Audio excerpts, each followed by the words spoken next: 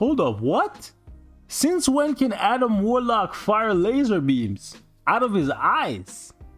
Bro, have I been sleeping under a rock? Bro, Adam, is that you? Oh, wait. Hold on. Hyperion?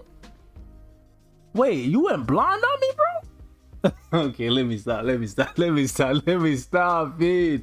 Yo, real talk. Marvel loves throwing us for a loop. They really do, man. Like, first sneak peek, JJ getting her jewel uniform. Second sneak peek, Luke and Iron Fist. And then out of nowhere, right, as soon as we all basically say, yo, it's confirmed. Yeah, street level update, boys. You know, street justice. The streets called and they answered. As long as you got the bag, you know, they got the muscle. The defenders are here to save the day. And then out of nowhere, boys, out of nowhere, boom, the curveball of a millennia. The Eternals are coming to Marvel Future Fight. Man, these guys love messing with us. It's actually crazy. Now I know a lot of people are hella confused, and I can't lie, I'm kind of confused too. But like when you think about it, it kind of makes sense if you know about the Eternals. The Eternals were basically created to be defenders of Earth, so that's kind of how they kind of like mesh together with the defenders, like Jessica Jones, Iron Fist, Luke Cage, hopefully still Daredevil, hopefully a uniform, and something is in the works for him. Tier 3, Awakening, what have you, has to be, right? Otherwise, I'm big mad. But don't raise your pitchforks, guys. It kind of makes sense, and I kind of have an idea of what these guys are trying to do. So let me talk to you. If you've been keeping up with Marvel news, you know the Eternals, the movie was supposed to come out last November, right? It got pushed back to this November. So November 2021, the Eternals will be coming out. You know, MCU movies, big bucks. Future Fight likes to cash in as well. Cross promo the movie, you know, get their bag. And I'm here for it too. I love MCU updates, right? However, when you think about it, the Eternals, having like 10 of these supercharged characters come to the game at one time, whether it's in one update or two updates, it's pretty taxing on the player base, right? Because the Eternals are essentially on the level of somebody like Thanos, right? Which means, imagine getting 10 tier 2 natives at the same time. Yeah, that's pretty hectic, right? And to be honest, we're in 2021. Tier 2 native don't even mean too much these days, right? Well, it does, it's still expensive, but tier 3 is where it's at, right? Your characters need to be able to take down Null for them to even like be worth building at this point. So there's a high probability that the Eternals coming in, all of them are going to have tier 3s available, or just start off at tier 3 native, right? That's a very real possibility. So just imagine like having all these supercharged characters come in at the exact same time in November. It'll be too much unless you're a whale. To be honest, it's Marvel Whale Fight, but still, actually it's Marvel Money Fight, but still, I like what they're doing here. If they do it right, I'm on board. Now, what I mean by if they do it right is if they bring them in slowly, one by one or two at a time, and then when the movie drops, they give them their movie uniform to get their bag that way, I'm here for it. Additionally, I am really hoping that when they bring in these Celestials, the Celestials, anyways, I hope I haven't been calling them Celestials this whole time, because they're actually Eternals.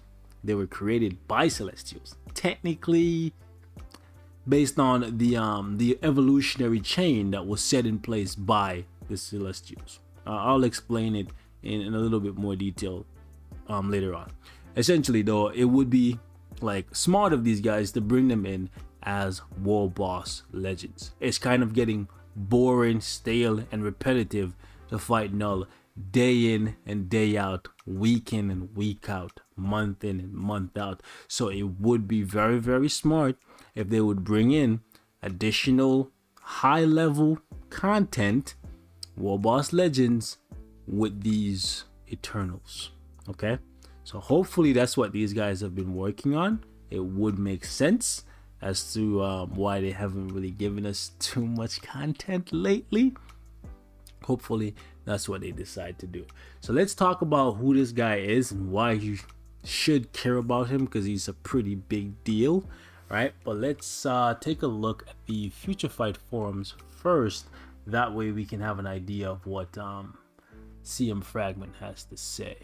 So let's just jump up here to the top of the notice, and it says, greetings as always. This is CM Fragment. An ancient species awakens to bring aid to her agent. Now I'm not sure if they mean like he's gonna get an awakened skill or anything like that, but let's move on. Their prime leader has proven his abilities over eons of battle with his innate cosmic energy.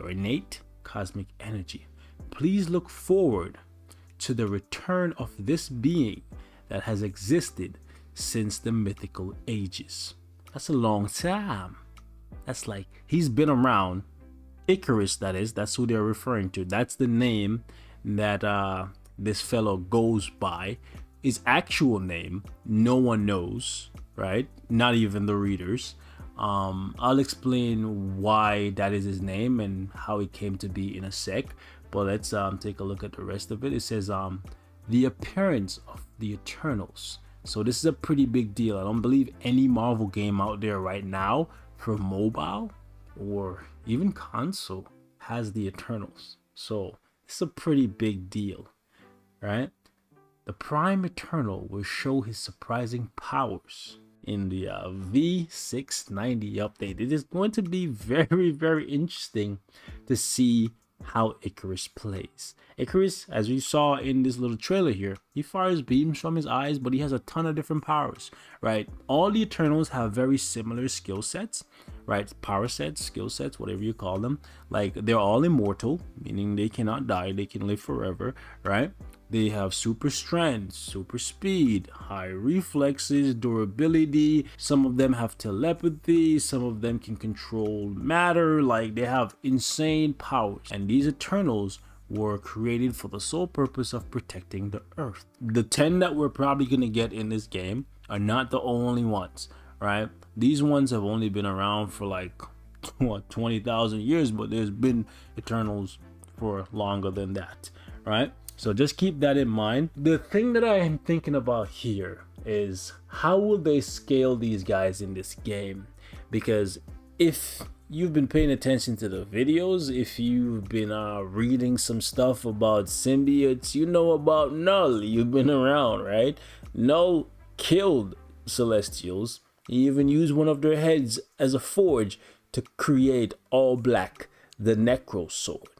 So I say all that to say that even though these Eternals have all these crazy powers and they are very, very strong, for the most part, they're about on par with that of Thanos. I don't know if they're gonna ultimately end up being stronger or as strong as Null.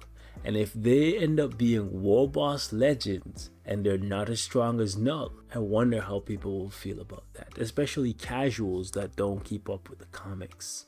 It should be interesting. Now, let me give you guys a little bit of backstory about IKARIS, okay? IKARIS is essentially the leader of the Eternals that we're going to be getting. He looks just like your regular blonde guy with laser eyes and dashing good looks. Okay, anyways, IKARIS is a warrior who's fought against the deviants who tried to oppress the humans of Earth. Now, the deviants are essentially just for lack of a better way of wording it, they're essentially Eternals with a mutation. So you know how humans have the X genes and they become mutants or X-Men, right? The Eternals, when they mutate, I guess they become deviants. So you know how Pretty Boy here has blonde hair, blue eyes, and all that dashing good look thing, and then Thanos, you see how Thanos is like a purple raisin looking thing. Anyways, that's how the deviants look.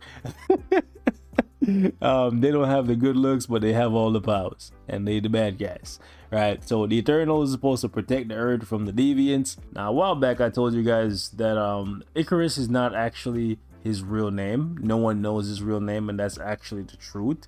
Not even the readers, or at least I've never seen anywhere where they reveal his real name. Maybe they have in the past like 4 or 5 years. I have not seen it, but essentially how the name IKARIS came to be is he had a son with a mortal woman. When an Eternal and a normal human have a child, the child will always be human, no powers, right? So you kind of get shafted. So if your daddy's an Eternal and your mama is a normal human being, guess what? You get all the mama's traits, sadly, in that case, right? So what happened was the child, while trying to follow in his father's footsteps, plummeted to his death. Father IKARIS returned to find out that his son had died. In his grief, he changed his name to IKARIS to mourn his dead son. That's how the name IKARIS came to be, right? Or at least that's how I remember it. Correct me if I'm wrong. Some of you up-to-date Marvel nerds in the comments, love you guys. I'm looking forward to seeing how this thing plays out. It could be very, very, very good if done right. I'm really hoping that these guys don't go down the route of crystal locking these characters like how they did with Adam Warlock. I feel like they make way more money personally if they just allow people to beat these characters as world bosses and then just build them up that way, because people shell out a bunch of money to buy materials for these characters. But I guess they could just make it so you buy them at 1 star for 6,000 crystals and then you still have to do the same thing again. I don't know, but like either way, we'll see what they decide to do. I won't cross anything off the list. That's all I'm gonna say. You guys let me know what you think of this sneak peek right here. Are you upset that we are not getting like a completely 100% street level Defenders update? Or are you now excited, whereas you weren't before, because you're not a fan of the Defenders? Comment down below. Leave me your thoughts. Catch you guys in the next one. Peace.